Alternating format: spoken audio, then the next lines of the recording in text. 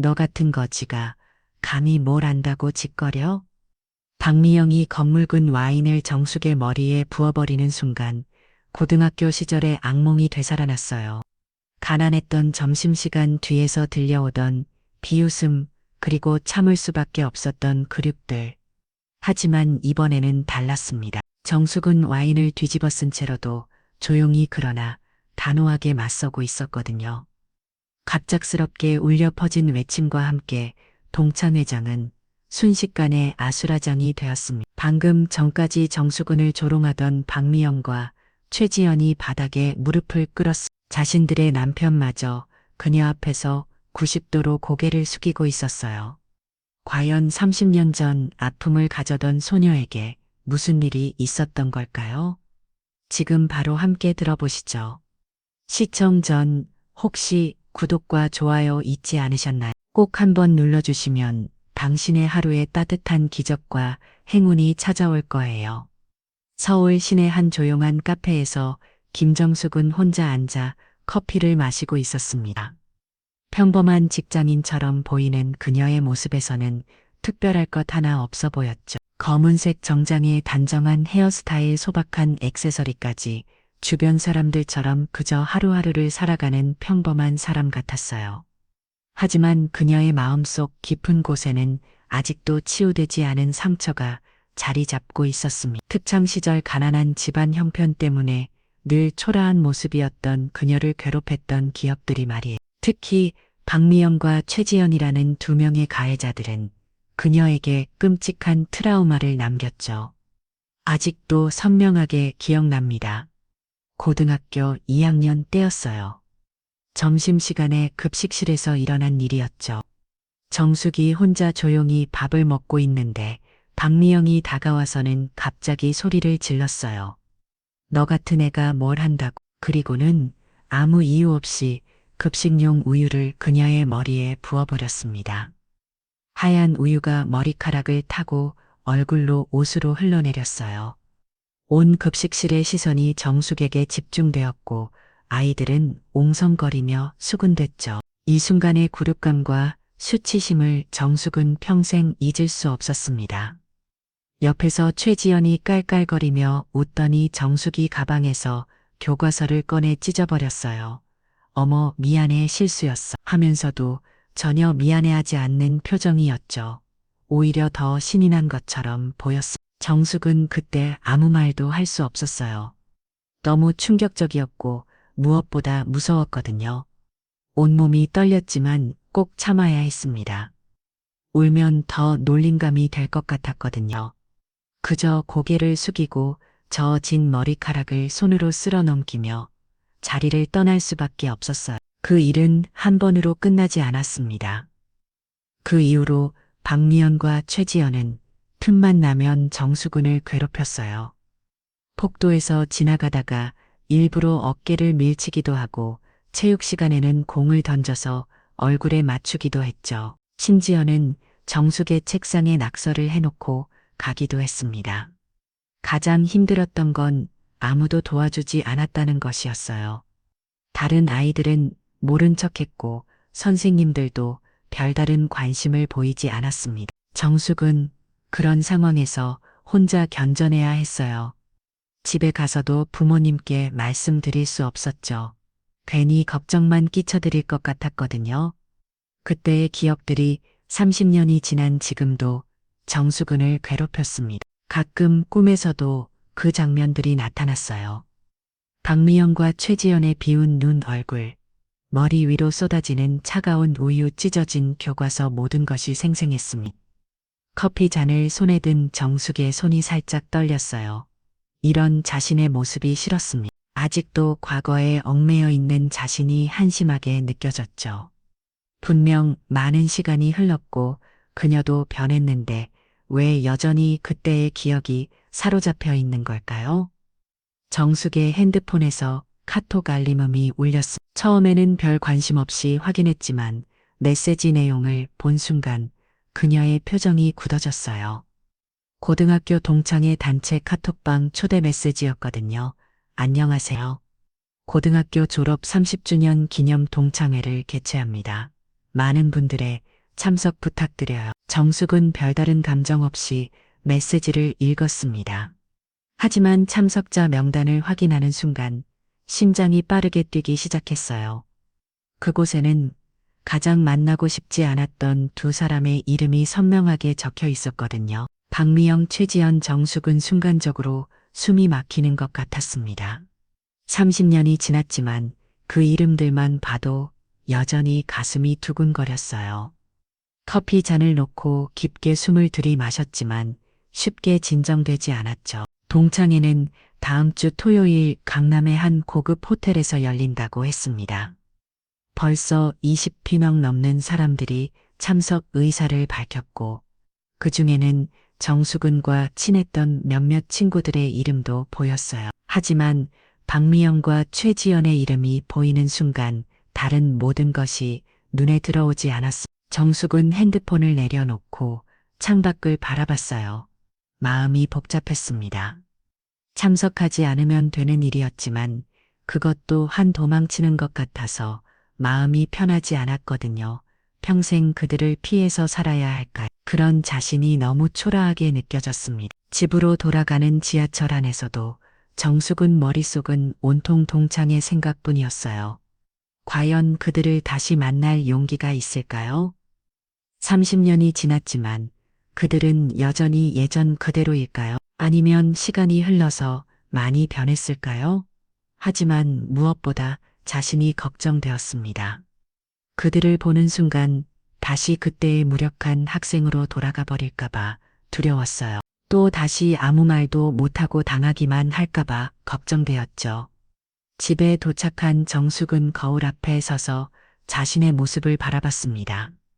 30년 전에 그 소녀와는 분명 다른 모습이었어요. 하지만 마음속 깊은 곳에는 여전히 그때의 상처받은 소녀가 남아있는 것 같았습니다. 그날 밤 정숙은 잠들지 못하고 천장을 바라봤어요. 과거의 기억들이 판노란 맛처럼 스쳐 지나갔습니다.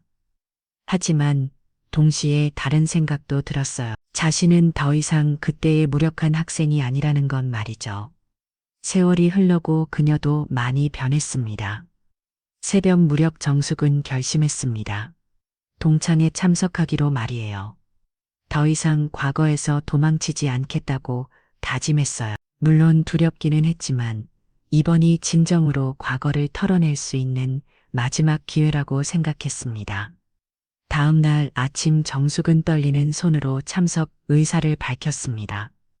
참석하겠습니다. 나는 짧은 메시지를 보내고 나서야 비로소 마음이 조금 가벼워졌어요. 동창회까지 일주일 정숙에게는 마치 전쟁을 앞둔 것 같은 시간이었습니다.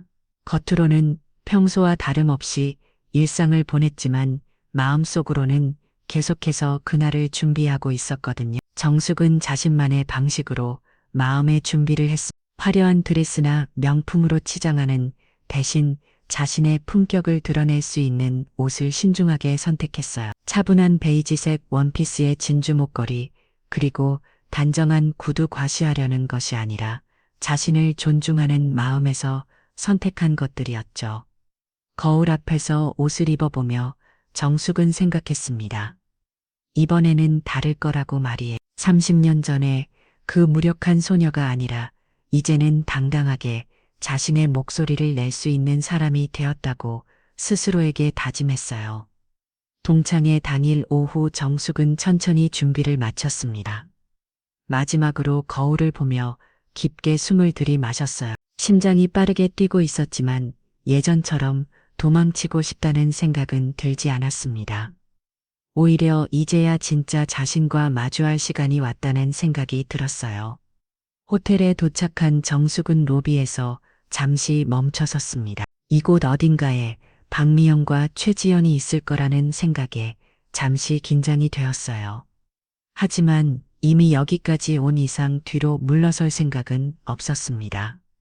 동창회장에 들어서는 정숙은 조용히 한쪽 구석에 자리를 잡았습니다. 이미 많은 동창들이 도착해 있었고 여기저기서 반가운 인사들이 오가고 있었어요. 몇몇 친구들이 정숙은을 발견하고 다가와 인사를 나누었지만 그녀의 시선은 계속해서 입구를 향하고 있었죠. 얼마 후 동창회장 문이 열리며 화려한 옷차림의 두 여자가 들어왔습니다. 박미영과 최지연이었어요. 30년의 세월이 흘렀지만 정숙은 한눈에 그들을 알아볼 수 있었습니다. 여전히 거만한 표정과 과시적인 몸짓은 예전 그대로였거든요. 박미영은 명품 브랜드로 온몸을 치장하고 있었어요. 값이 산 핸드백과 반지들이 그녀의 손목과 손가락을 장식하고 있었죠. 최지연 역시 마찬가지였습니다.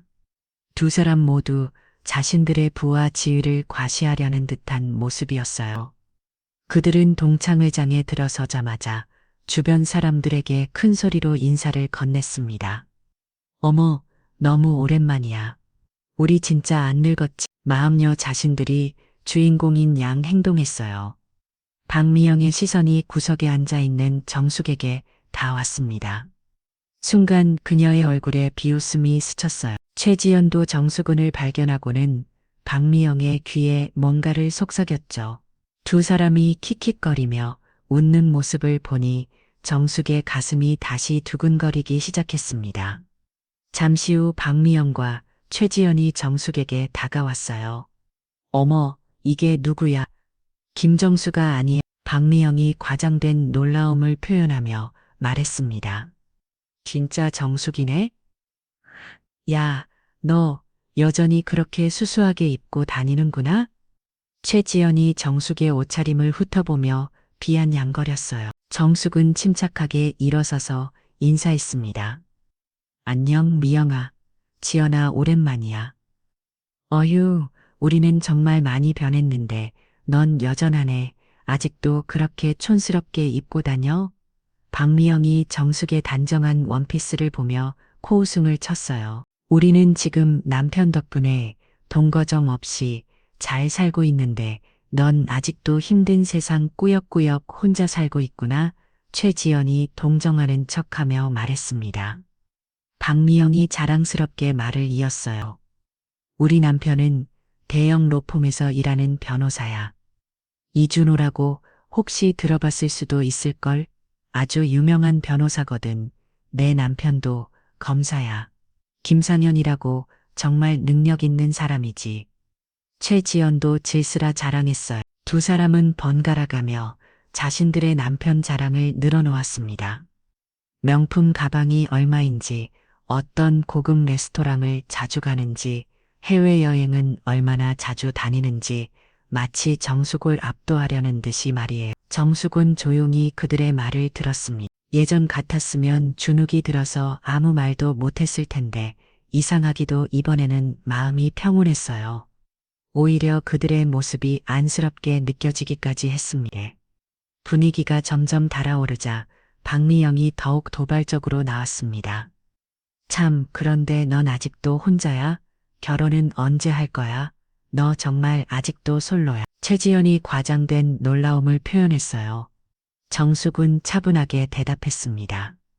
난 혼자 사는 게 어머머, 그러니까 남자친구도 없다는 것에 박미영이 키키거리며 웃었어요.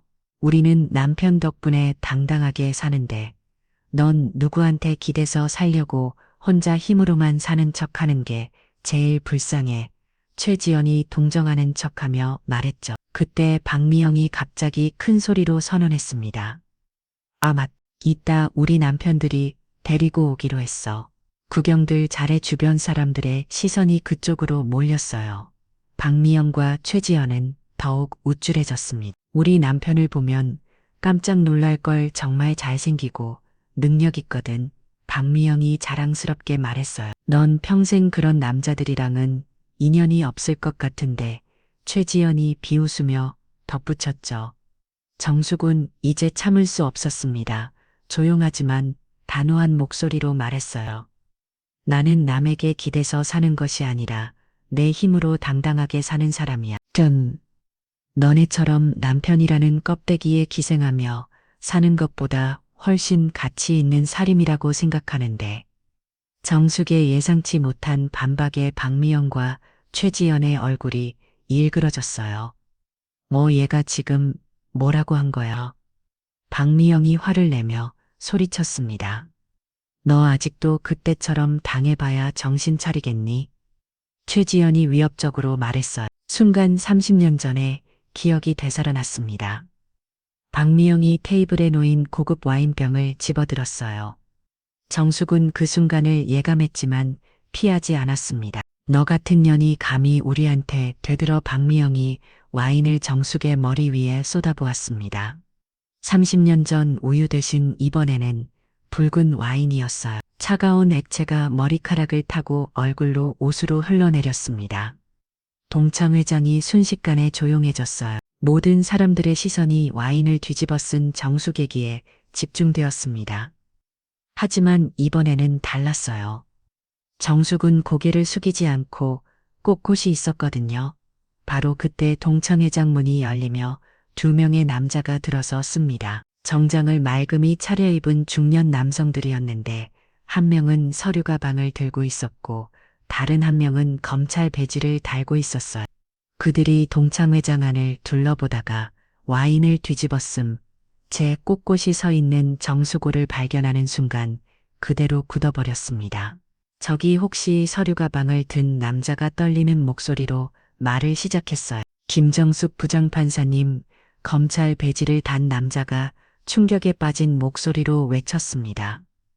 박미영과 최지연이 뒤돌아보니 자신들의 남편인 이준호 변호사와 김상현 검사였어요. 그들의 얼굴은 창백해져 있었습니다. 이준호 변호사가 들고 있던 서류를 떨어뜨리며 다급하게 아내에게 달려왔어요. 당신 지금 뭐 하는 거야? 김정숙 부장판사님께 이게 무슨 짓이야? 김상현 검사도 마찬가지였습니다. 최지연, 너 완전히 미쳤구나. 두 남자는 자신들의 아내를 거세게 말리며 정숙에게 90도로 허리를 숙여 사과했어요. 죄송합니다, 부장판사님. 정말 죄송합니다. 아내가 실수했습니다. 용서해 주십시오.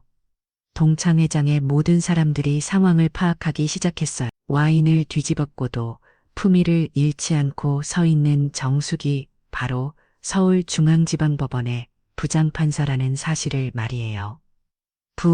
부장판사 설마 그 유명한 김정숙 판사, 진짜요? 우리 학교 출신이었어? 사람들의 옹성거림이 점점 커졌습니다. 박미영과 최지연은 얼굴이 새하얗게 질려서 말을 잇지 못했어요. 이준호 변호사가 떨리는 목소리로 말했습니다. 부장판사님, 죄송합니다. 제 아내가 정말 실수가 아니었어요. 정숙이 차분하지만 단호하게 말했어요. 명백한 고의였습니다.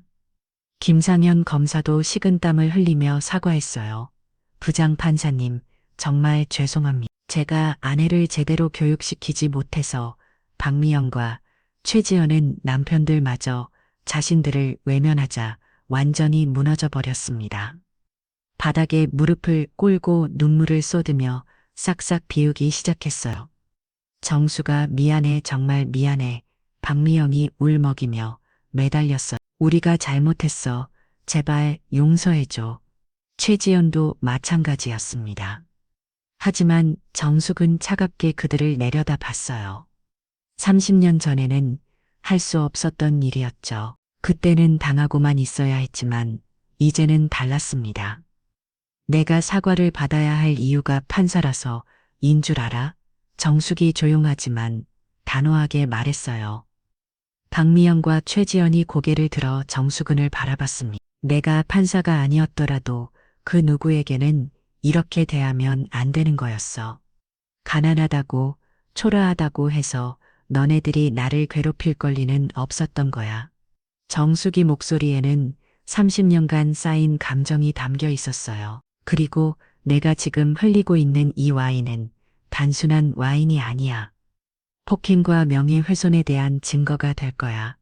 동창 회장이 완전히 얼어붙었습니다. 정숙이 차분하지만 날카로운 말에 모든 사람들이 숨을 죽이고 있었어요. 우리가 정말 잘못했어. 박미영이 떨리는 목소리로 말했지만 정숙은 흔들리지 않았습니다.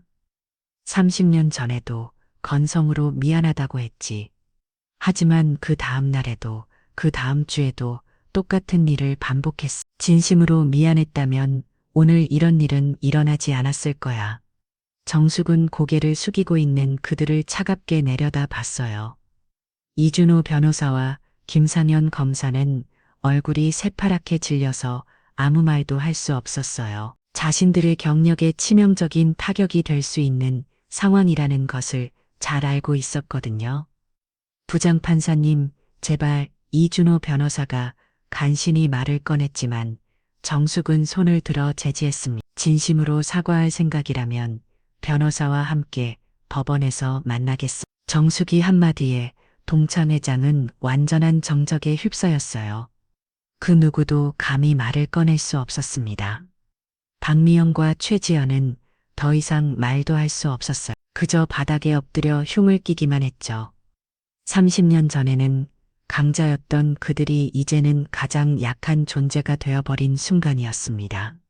정숙은 마지막으로 주변을 둘러봤어요. 동창들의 놀란 얼굴, 남편들의 절망적인 표정, 그리고 바닥에 엎드려 있는 가해자들까지 모든 것이 한눈에 들어왔어. 30년이라는 시간이 흘렀지만 어떤 사람들은 전혀 변하지 않는다는 걸 오늘 확인했어.